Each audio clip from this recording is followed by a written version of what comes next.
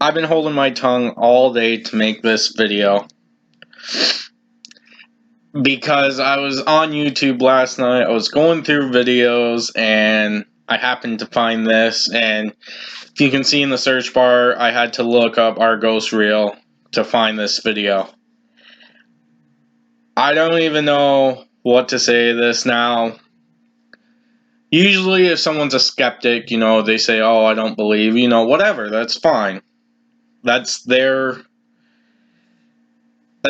beliefs, I'm not going to disrespect it, but when we break it down like this, I have every right to defend that ghosts are real. Now, I'm not going after the guy that made this video, but I will be addressing some things. And you guys, I just want to let you know I am using my laptop. That's all I got. That's why the sound's a little off. That's why it's a little slower. But we're working with what we got. If you believe the dead can return to haunt the living, you're not alone. According to one poll, 45% of Americans believe in ghosts, and 28% claim to actually have seen a ghost. I believe they show that. up in our movies, books, and Bone Thugs and Harmony music videos. As far back as we can trace human life, there's evidence that almost every culture has expressed curiosity about what comes after. Many people believe in them, but The is ring. there actually any proof I think that that's the ghosts ring, exist? yeah. I went to Buffalo, New York to talk to Joe Nickel, a paranormal investigator who's been trying to answer that question for almost 50 years. I'm the world's own.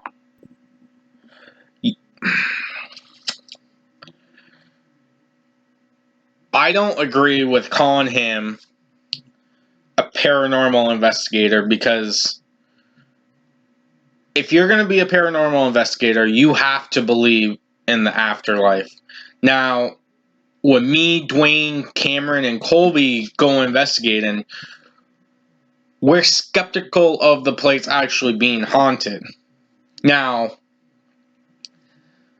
we're not skeptical that ghosts exist.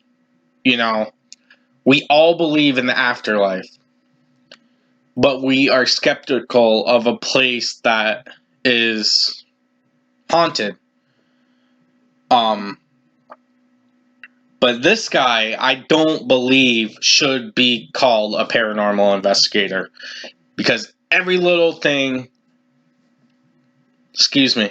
everything you show him, he's gonna deny. And that's what makes me mad about skeptics, because you can go in there with a Class A EVP, everything, and they're going to deny it. And let's see what he has to say, though. Full-time, salaried, professional, science-based paranormal investigator. I'm looking to... So he's kind of bragging that he gets paid to disprove ghosts. But yet he's saying that he's a paranormal investigator. I don't know any really, besides the ones on TV, any paranormal group that gets paid to do this. So, what you're telling me is that you're calling yourself a paranormal investigator, but you get paid to disprove ghosts? You're not a paranormal investigator. Explain a case, not debunk it, not promote it, explain it. Nickel is a true Renaissance man, drawing from a wide variety of disciplines for his cases. I mean, at one time or another, I've used linguistic analysis. I've used blood pattern analysis, psychological insights. Nearly anything could be used if it would illuminate a particular case. So in the hundreds of cases over his half-century of investigation, has he ever found anything that would make him believe in ghosts? Not only have I never found a single case that I thought was proof of a ghost, neither has science. Not a single ghost or haunting has been authenticated by science. Part of what makes it difficult to investigate? The thing is, science hasn't because they don't believe. So any little, picture that you might catch, a dark figure or a white figure or, whatever. If you catch it on film, something moving, a shadow walking by, they're going to be like, well, that's just trick of the eye or trick photography or something like that. It's hard to prove to scientists that ghosts are real.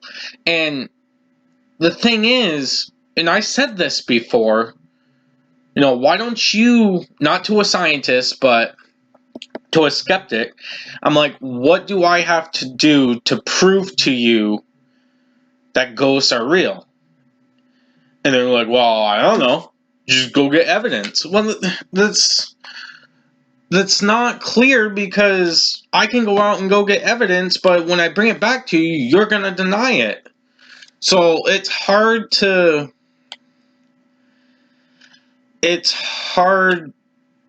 bring evidence to scientists because they're going to deny it all day, pretty much.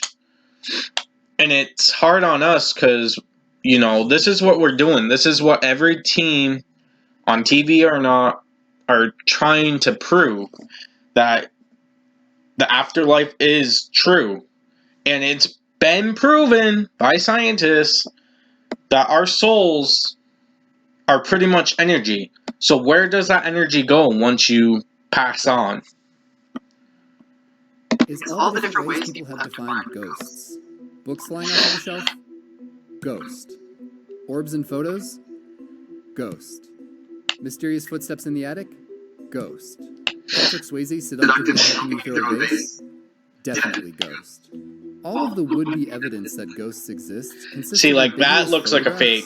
Videos. The next day, his HD TV literally begins rocking violently from side to side all by itself. And first-hand account. You guys, I just want to point this out. It has nothing to do with the video. But that little clip of the TV rocking back and forth, if you heard his voice, and I know my voice doesn't sound amazing, I cannot stand watching his videos.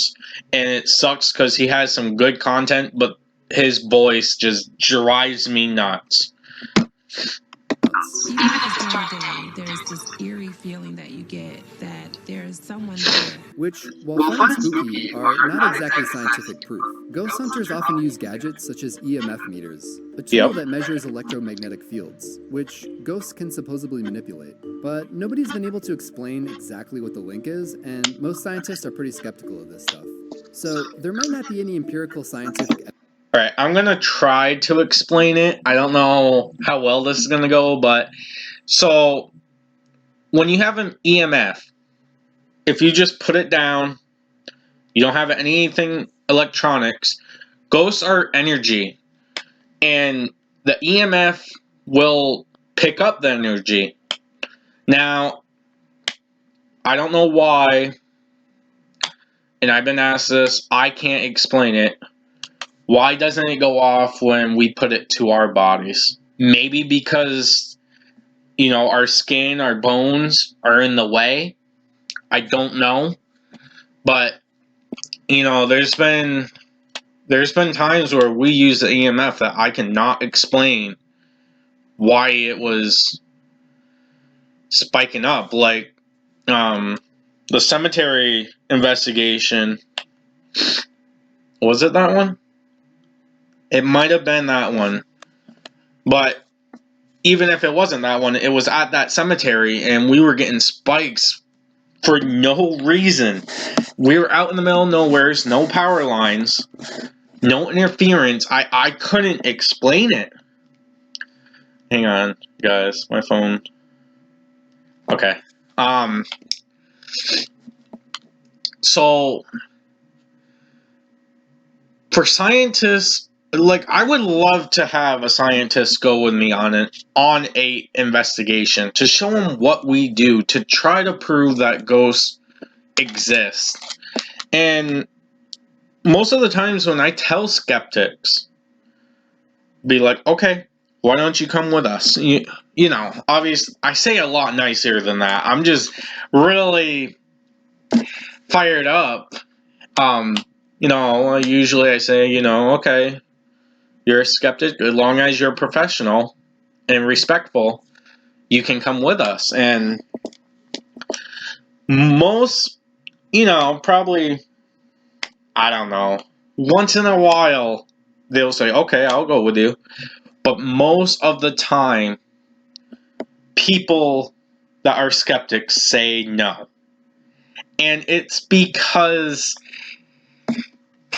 I have a bunch of reasons I have heard. I don't want to get raped by you guys. I don't want to get, killed by you guys. Like, really?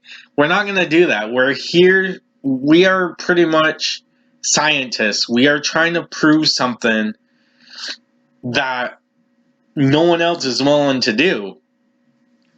So, Evidence that shows that ghosts exist, but that doesn't actually mean that you're crazy if you think you see one. There are plenty of logical explanations for paranormal experiences. One is infrasound, a sound that falls below the audible 20 Hz frequency. Infrasound can be produced by many things, including severe weather, humpback whales, or certain machinery like engines or fans. Researchers have hypothesized that exposure to infrasound can induce feelings of depression, chills, and the sense that somebody's presence is near you.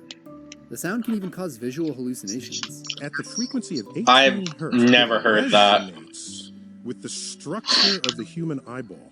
And if you have a sound that resonates with something material, it'll make the material vibrate. So, what about if I'm sitting in the middle of a cemetery, clear night, no sound. I don't live near an ocean, so there's no whales, no machinery going off, and I see a figure, or I catch it on camera, or something like that. How can you explain that to the scientists?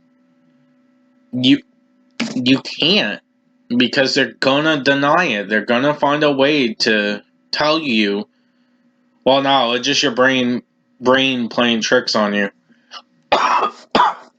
Sorry, guys.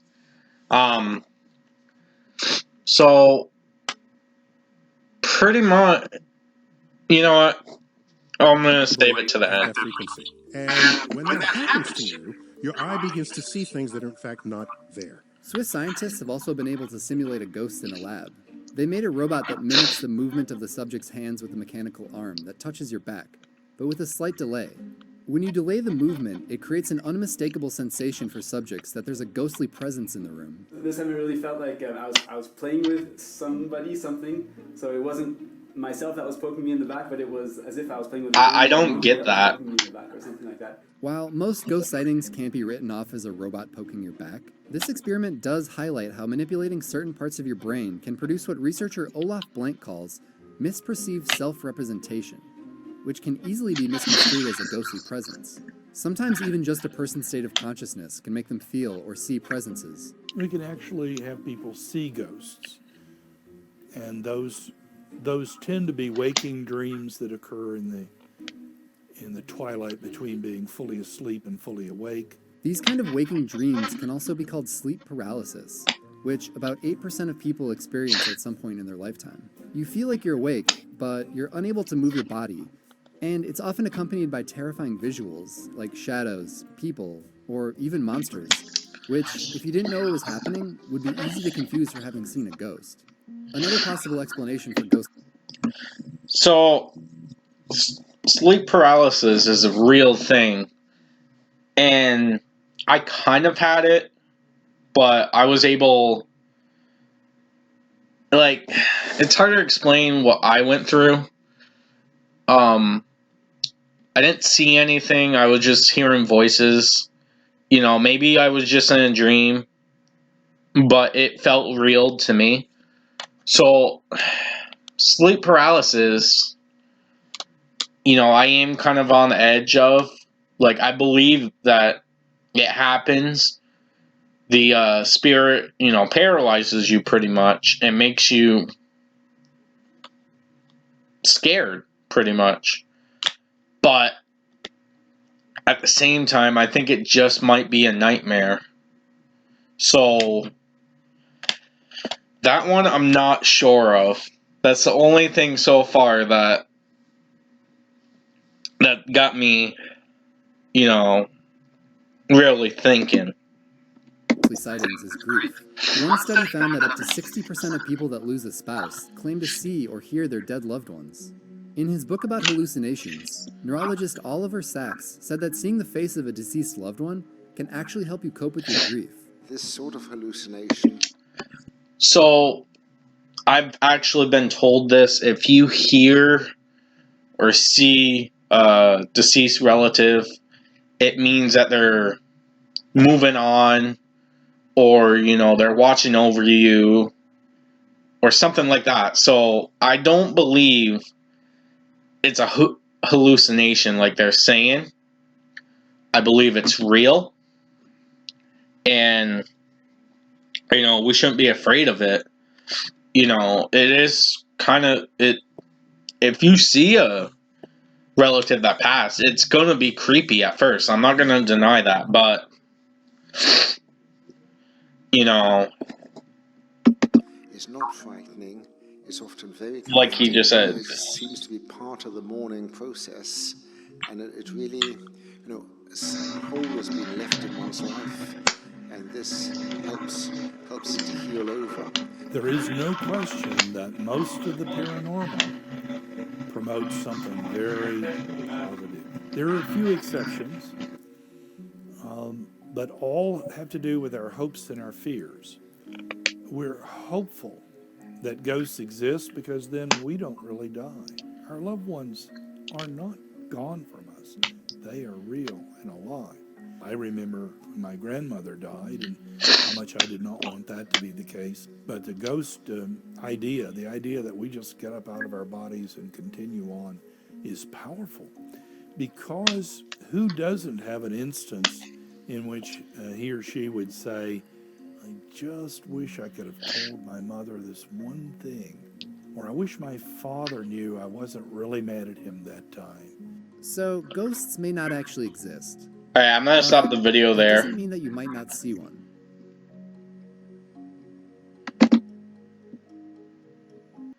Oh. So,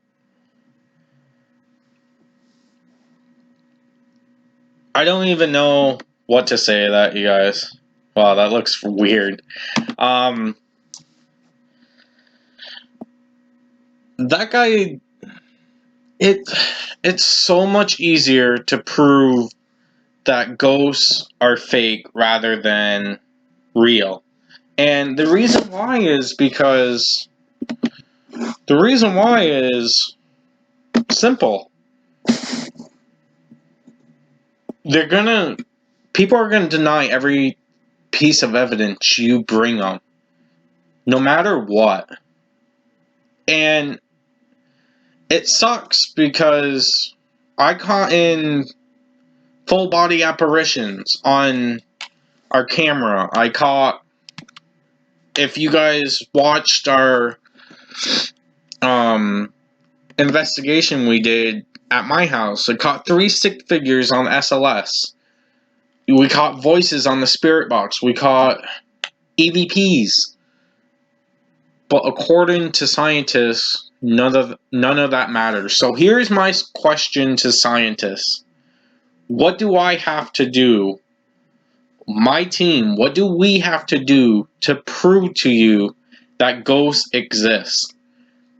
Because you're not giving us a proper answer to that. I want to know, what do I have to do to prove to you that ghosts exist? Because everything I have, you know, not just me, every group, every time we bring you something, you deny it. So I want to know, what do I have, and I'm sure I'm speaking for every other small group like us, what do we have to do to prove to you that ghosts exist? Because I guarantee you, none of you would come with us on an investigation. So, I'm going to end the video here, you guys. I just want to say thank you for watching. And hopefully the videos get better. I had that little slip up there in the middle. So yeah, guys. I'm going to be making more reaction videos. I hope you guys like it. Please leave a comment and subscribe. And until next time.